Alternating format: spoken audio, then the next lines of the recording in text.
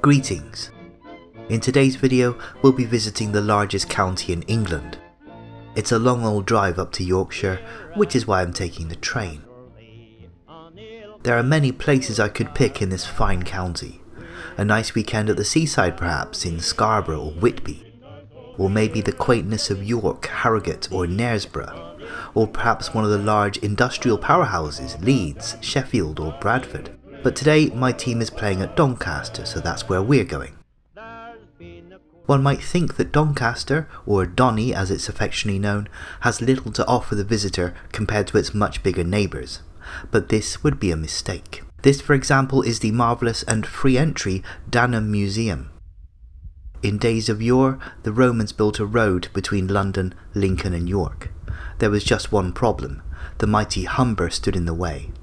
On certain days, the river could not be crossed, and an alternate route was needed. Going east of the Humber isn't really an option because that's bloody sea there, isn't it, you daft airputh? So they had to go inland. The settlement of Danham, situated on the River Don, was a perfect stopping point. Here the Romans built a fort, or a castra, hence Doncaster got its name. Doncaster remained an important transport hub into the dawn of the Industrial Revolution.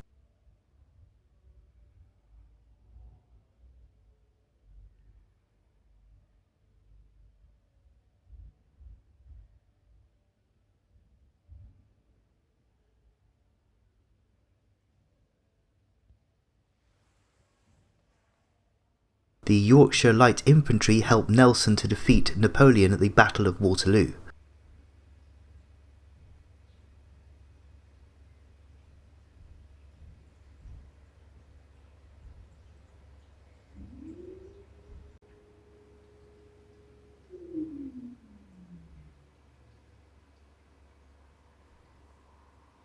Sport of all kinds is very important here.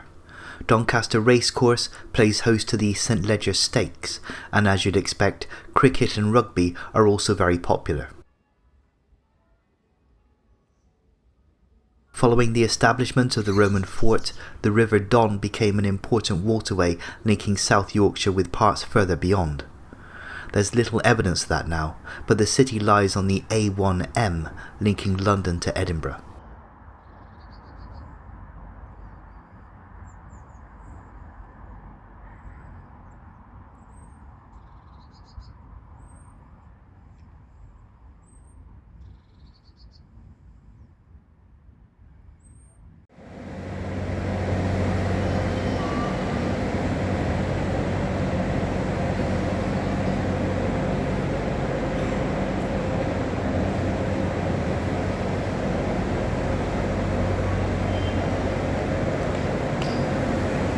The modern city centre is a nice place to spend an afternoon.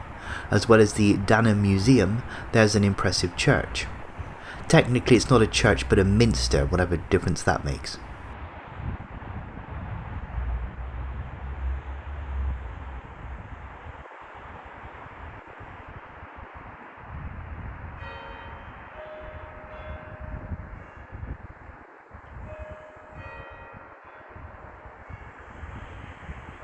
The market square is buzzing with Christmas traders and shoppers desperate for one last bargain.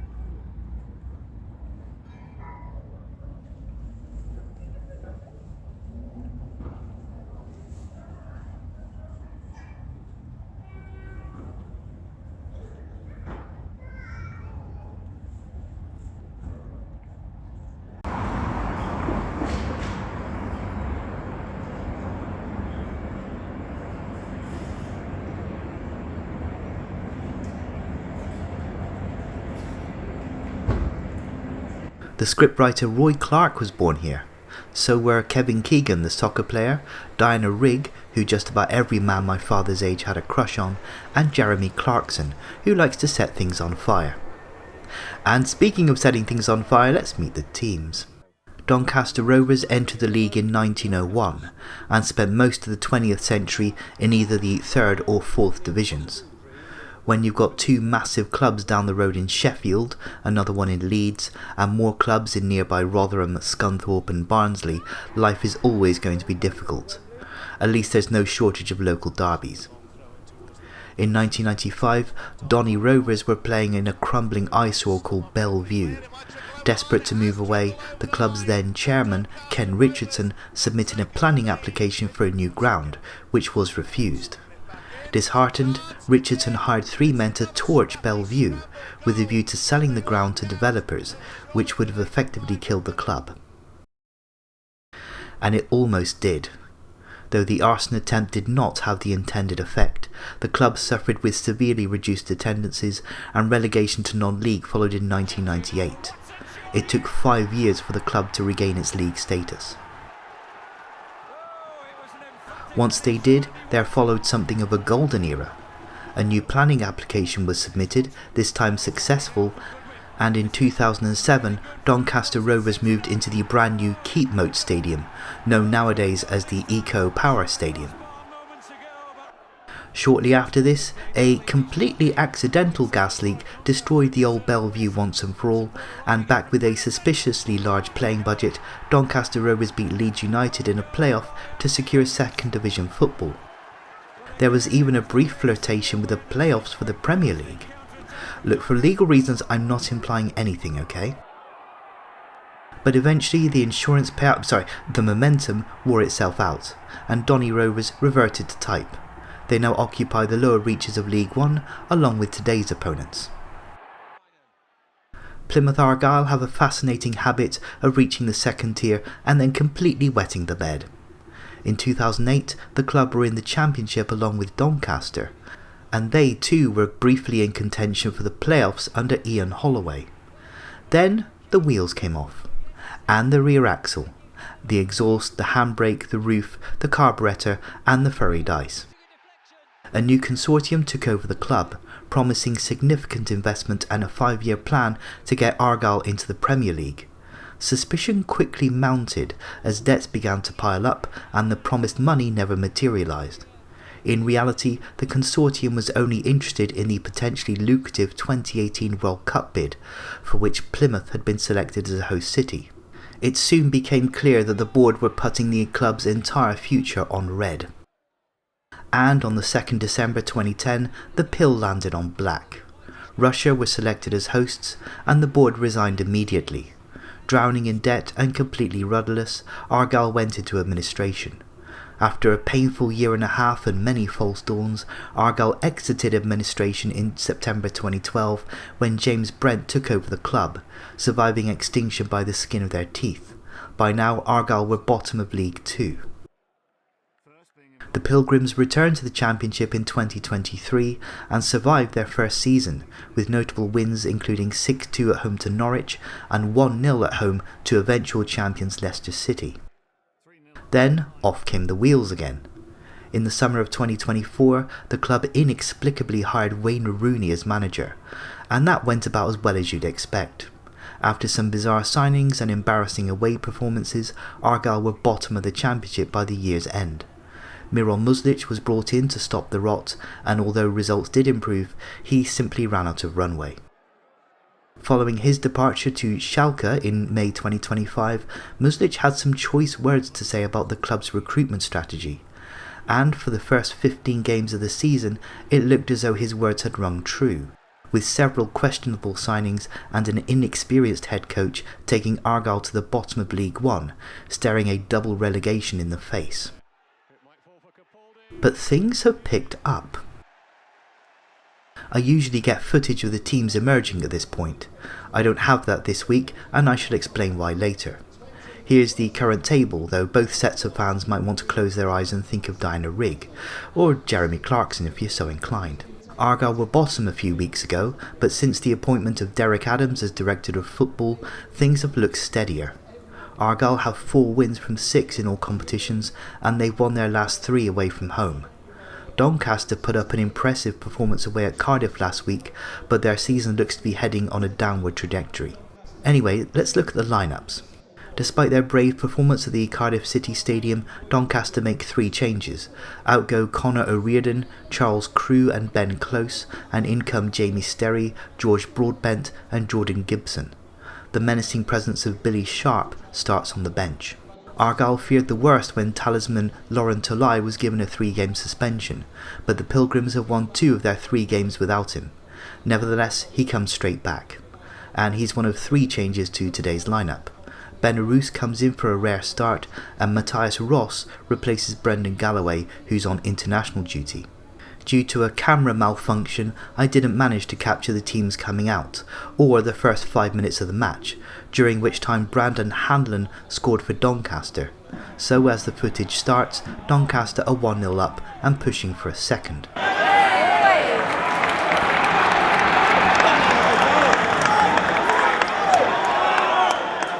Now, my camera is brilliant in every way except at long distance and under bad light, and I'm not sitting in the best seat for a clear view, so you may have to squint a bit for the next few minutes. No.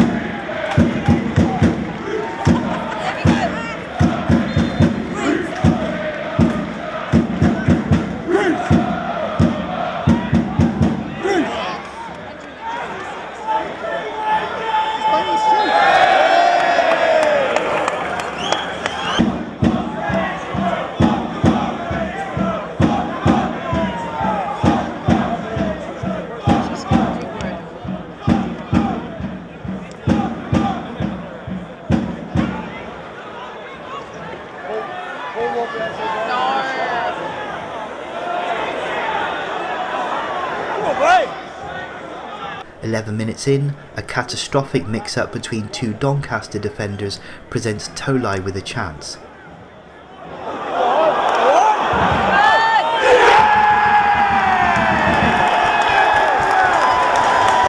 He doesn't miss those.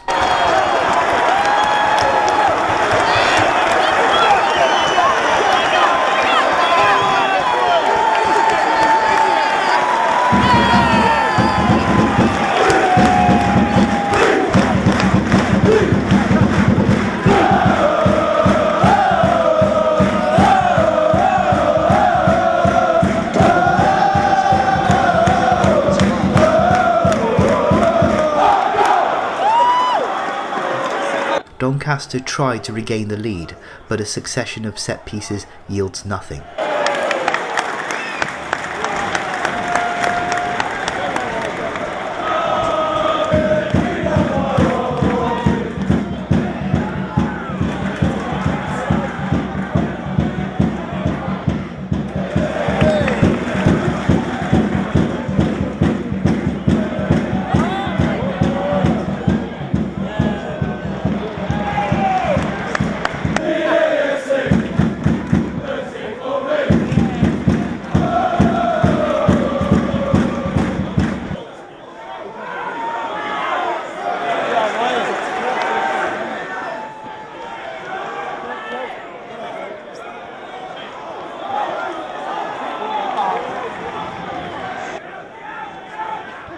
Yeah, boy!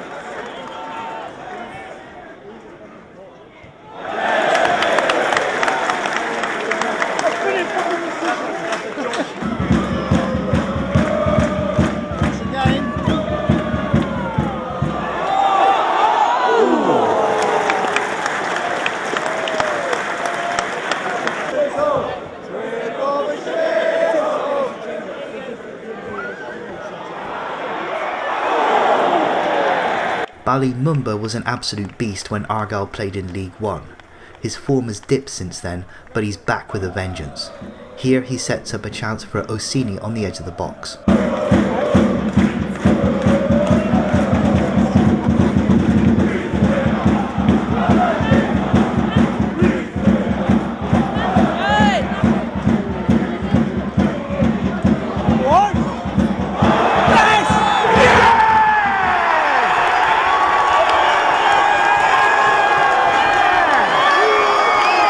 Two 2-1.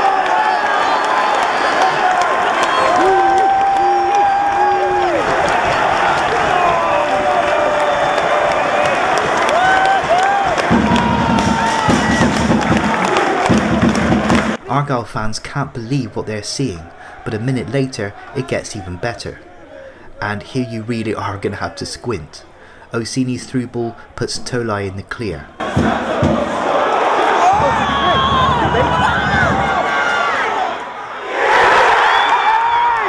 3-1.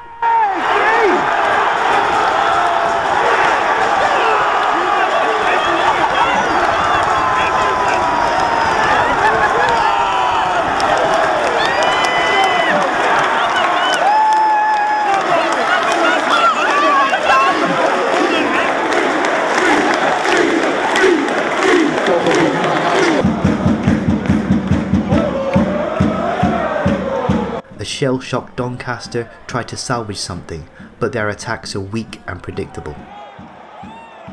With a bit more composure, Argyle could have had a couple more before half-time, but let's not be greedy.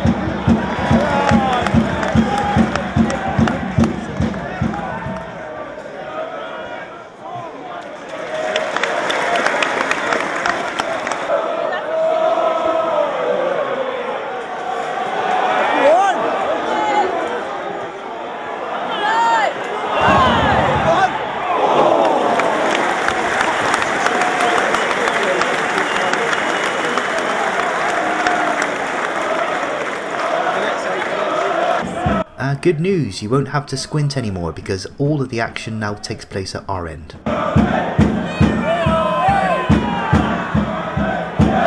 Half time comes and it looks as though some Donny Rovers fans have already had enough.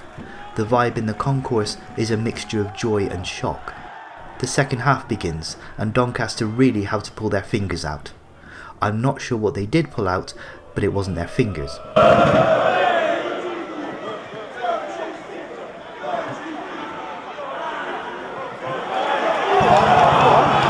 Tolai is tripped on the edge of the box. No penalty.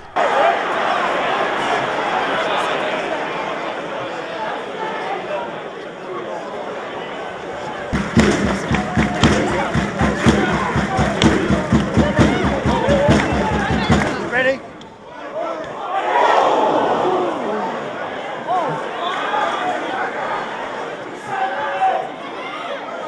A few minutes later, following a succession of corners, Orsini is tripped. Looks like a pen to me, but not given.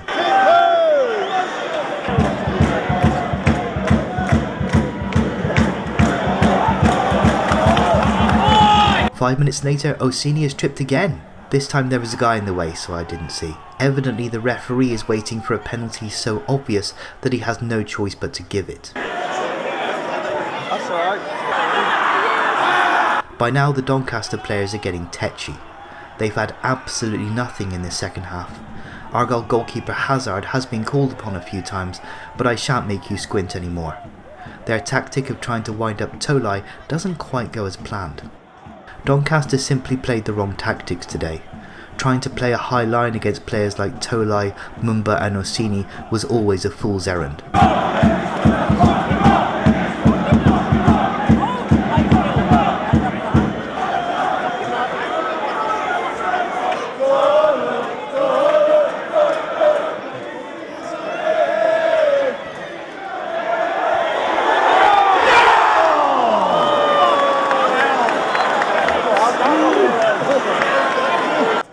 On 74 minutes, a great through ball from Boateng puts Orsini through.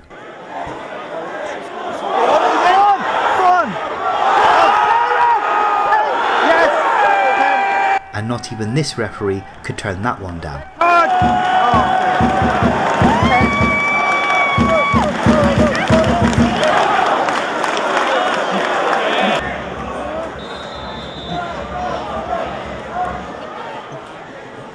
Tolai steps up.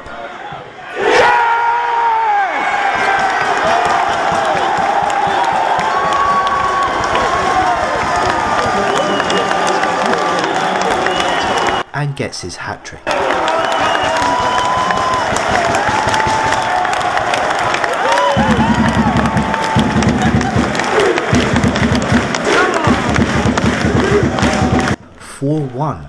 And with the game now over, the home fans begin to leave in droves. As for the away fans, well, you couldn't drag us away from this. A shot of the distant big screen tells us we're not dreaming. But it's not over yet. With seconds to go before stoppage time, an assist from Arabositamino Pirin Pepple presents Xavier Amici with a golden chance.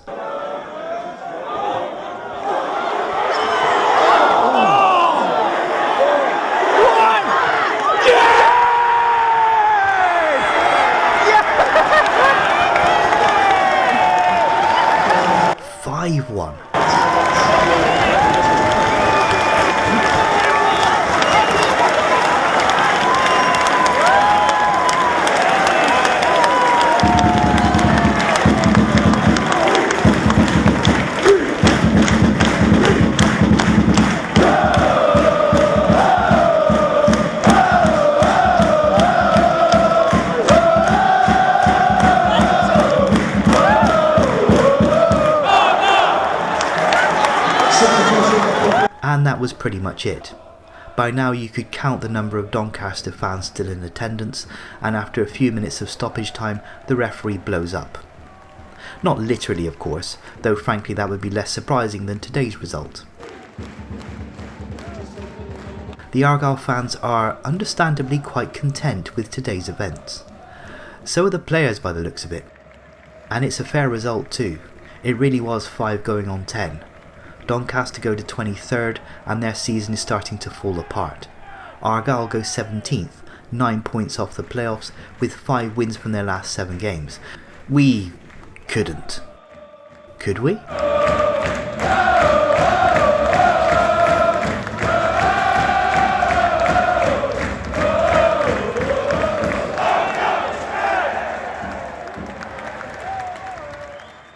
Well, that's it. As the festive lights twinkle over Doncaster, I bid you goodbye for now. Have a nice Christmas.